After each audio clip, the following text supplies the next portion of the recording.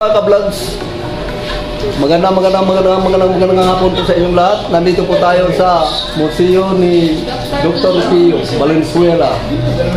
Ito po mga ka-vlogs. Pakilala. Ako po si Hazel. Ako po si AC. Kami po yung mga museum volunteer dito sa museo ni Dr. Pio. Hello po, I'm Ali po. Welcome po kayo dito. So, we're open po ng Tuesday to Sunday po, 9 a.m. to 4 p.m. po. Libre po ang pasok po dito sa museum. Pwede po namin kayo i-tour, libre lang ang tour. Patulad po ni Sir na napunta po dito. Sobrang ganda po. Sige po. Welcome po sa museo ni Dr. Pio Valenzuela. Tuloy po kayo! Ayan mga ka-vlogs. Tayo po ay mag-umpisa na pumasok sa loob. Ito po, tinatawag po ito na room po na ito, AVR. Pasok po kayo! Ayan.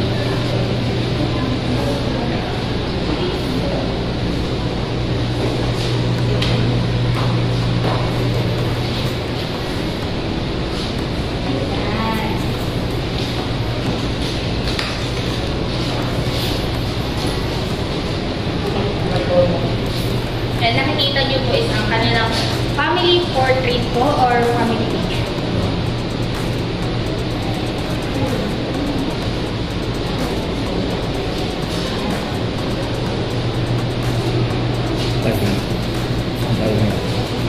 Meron pang iba. Pasok. Unat. Ayan mga ka-vlogs, para makita nyo po lahat ng mga Ito is original po na damit ni Dr. Pio na nasalba po noong World War II na nagkasunog po dito sa bahay niya. nasasaan mo kunti. Ito po ay sa mga original na damit ni Dr. Pio, katulad po ng Pascual Charles Sapatos po. Nasunog po yan noong World War II po. Ito po yung mga nasalba niya po. Okay, nakikita po natin to sa TV mga ka-vlogs. Next. Ito naman po makikita niyo yung balon or algae. Medyo malabo po kasi nag-moisture siya. Nakikita naman. Ayan. Yan po. Recreational na lang po yan. Yung totoong balon po is nasa same position pa rin po, pero nasa ilalim na po yung original. Nasa ilalim ang original. Ito ang nasa ibabaw. Okay. Yan po ay tinatawag ng mga diorama. Ginawa po yan para po sa mga bata. Para mas lalo po nila maintindihan. O, ayan. Diorama, miss? Yes po, diorama po. Okay. Tutok mo muna sa kanya, tapos sabi, tutok mo doon. Pagsalita niya, tapos sa kami tutok sa kanya. Sa ano na. Okay. So ito naman po, makikita niyo po dito ang mga tinatawag po naming diorama. Ginawa po ito para po sa mga bata, para lalo po nila mas maintindihan ang kwentong buhay po ni Dr. Pio.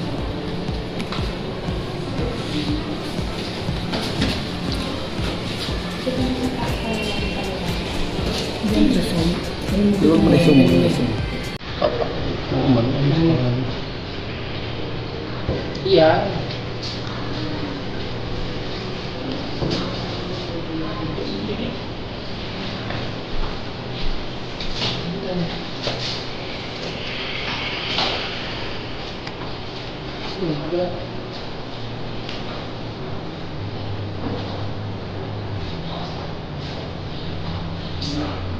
Kayo dito, silip agad sa akin.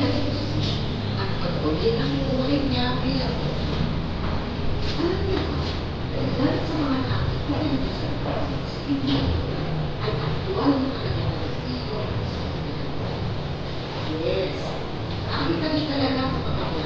Bakit yung panginoon? Sa medisina na magpapagpapasyon na marami sa pagkaan at kawalan ng pambayad sa doktor. Kaya mula noon, naging mantra na ni Pio ang pagtulong sa kapwa gamit ang medisina. True enough, bitbit niya ang awareness na ito sa kanyang profesyon. Hanggang sa pagbalik niya sa puno mula sa exile sa Spain at Africa, Siya ang naging trusted doctor ng buong community. At alam niyo bang hindi siya tumatanggap ng bayad mula sa mga maralitang pasyente at nagbibigay pa kami ng libreng gamot mula sa kanilang botika. Ay, generous talaga. Pero wag ka. Stricto ang lolo mo. Mapapagalitan ka naman talaga pag pasaway kang pasyente at hindi sumusunod sa mga sabi ni Doc. Dahil dito, well-loved ang lolo natin si Pio sa buong komunidad at naging doktor ng bayan siya sa Polo for 20 years. Imagine, hanggang 84 years old, hindi nagpaawat si Pio at nagsilbi bilang manggagamot sa kanayunan. Hashtag.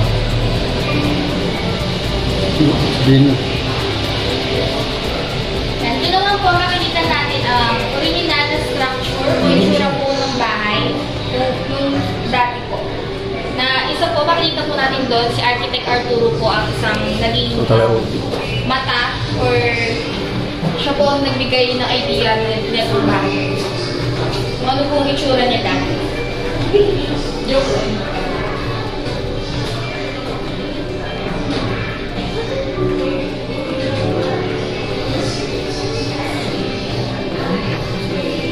Yung picture ng dating bahay ng dati. Yan po siya. Ito po siya. Yan po siya. Yung bahay na dati. Lumubog yun eh. Inahanin. Lumubog sa baha. Oo. Bahay. Alam naman po natin dito po sa pulis bahay. Ayan ang tubig noon. Pati pala ang balon, linubog.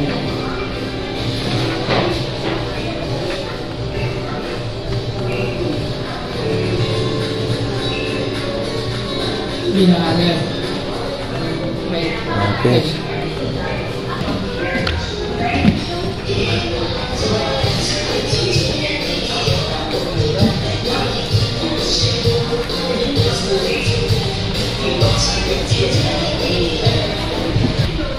So, dito naman po yung sinatawag po ito na haligi ng katipunan.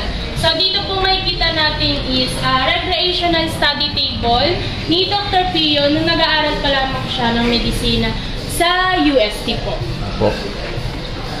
And then dito naman po sa cabinet na ito is makikita natin ang ilan sa mga original na kagamitan ni Dr. Pio. Patulad na lamang po nitong nung orasan, yung ballpen, yung diksyonaryo at Biblia. Ay, orasan dito. Ito? Yes, ito po. Ito. May mga number. Oo. Hindi nga makita. Yan. Okay. Ito. Mga original po. Mga original na ano.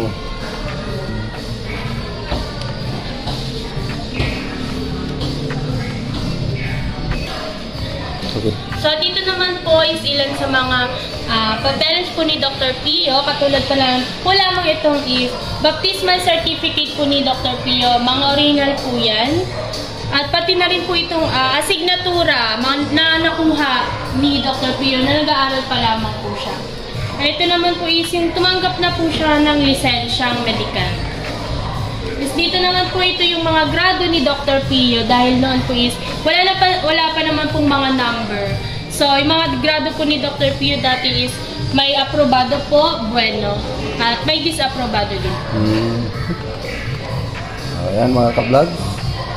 Salamat na po natin ang ating po mga sinadya rito sa kanilang museum.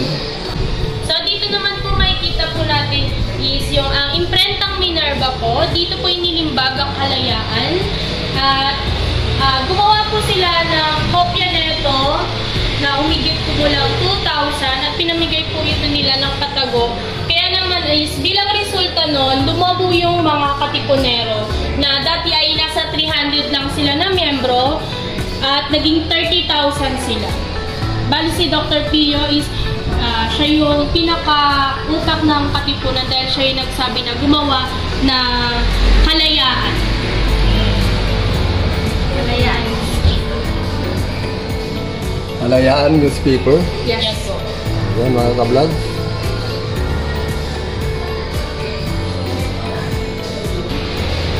So, dito naman po makikita natin yung tatlong painting po na pinaint po ni Lucino A. Alimbe. Yan po, mga yan. Pinaint niya po yan. Doon po sa unang painting, makikita po natin ay dumalong po ang barkong SS Venus, sakay po si Dr. Pio na nagpanggap sa pangalan na Procopio Bonifacio po. Yan naman po is yung pagbalik niya po, galing po sa dapitan, ay nag-meeting lang po sila about po sa pinag-usapan ni Jose Rizal po at ni Dr. Pio po, about po sa paghimagsikan. Kaya po yung sinabi ko kanina po, nung kita po sila. Tutong muna sa kanya. Yan po yun, yung pumunta po si Dr. Pio kay Dr. Jose Rizal para humingi po ng advice about po sa paghimagsikan po. Okay na. Dito naman po, makikita po natin, saan nga po ba po ng sigaw? Sa Balintawak po ba o sa Pugadlawin? Yan po. So, sabi daw po dyan, sa Pugadlawin daw po, ang unang sigaw, kasi naging living testament po si Dr. Pio. Yan. Usually po, sabi daw po nila, isa Pugadlawin po ang unang sigaw kasi po naging living testament po si Dr. Pio. Pero dapat po talaga, sa Balintawak po talaga yon. Kaso nga lang po, nung nalaman po nilang napakadami, di naman po nila kasi aasahan na napakadaming tao po yung pupunta. So, lumipat po sila sa bahay ni Tangtang Sora sa Pugadlawin po.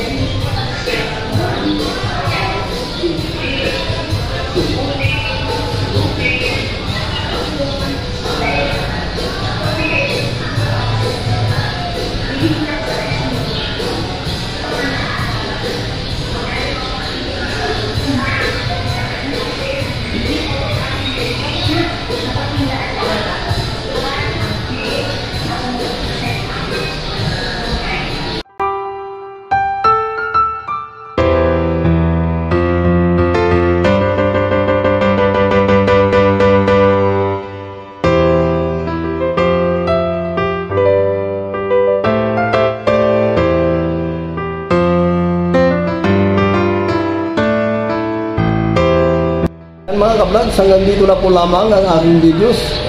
Ang mga hindi pa nakapag-subscribe dyan, please subscribe and like and share at pakipindot na rin ng notification bell para updated po kayo sa aking mga videos. Sige po mga ka-vlogs. Bye-bye. Bye!